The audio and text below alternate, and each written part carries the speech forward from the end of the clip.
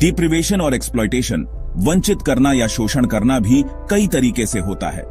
बहुत से लोगों को यह पता ही नहीं चलता है कि वे अपने विचार और व्यवहार से दूसरों को वंचित कर रहे हैं।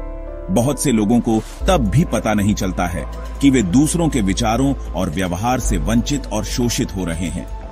बहुत से लोगों को यह भी पता नहीं चलता कि वंचित शोषित करने से और वंचित शोषित होने से क्या क्या दीर्घकालीन दुष्परिणाम सामने आते हैं।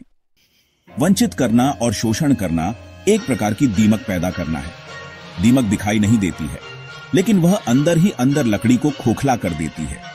वंचित करने और शोषण करने के परिणाम स्वरूप अक्सर समुदाय बिखर जाते हैं, लोगों के बीच सहयोग कम हो जाता है। इससे धीरे धीरे अक्सर अपराध और सामाजिक अशांति पैदा होती है। एक स्वस्थ समाज की नींव विश्वास और आपसी सम्मान पर टिकी होती है। वंचितता और शोषण इस नींव को भीतर से खोखला कर देते हैं, जिससे एक अस्थिर और असुरक्षित वातावरण बनता है।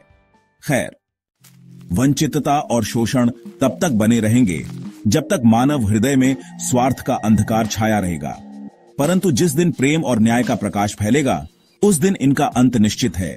याद रहे, वंचितता और शोषण की रात कितनी भी गहरी क्यों ना हो, सम्मान और ईमानदारी के सूर्योदय को कोई रोक नहीं सकता। जब ज्ञान का सूर्योदय होता है, तब हर व्यक्ति को उसका सम्मान और अधिकार अवश्य मिलता है। वंचितता और शोषण तब तक जारी रहेगा जब तक हम उनके मूल कारणों, असमानता, लालच और उदासीनता को चुनौती नहीं देते। यह एक कड़वी सच्चाई है।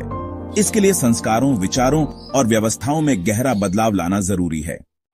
वंचितता और शोषण समाप्त होगा अवश्य, क्योंकि मानव आत्मा में न्याय की पुकार कभी शांत नहीं होती। मानव आत्मा में एक हूक अवश्य निरंतर बनी रहती है कि एक दिन ऐसा अवश्य आएगा जब प्रत्येक व्यक्ति सम्मान और गरिमा के साथ जीवन जी सकेगा। Thank you.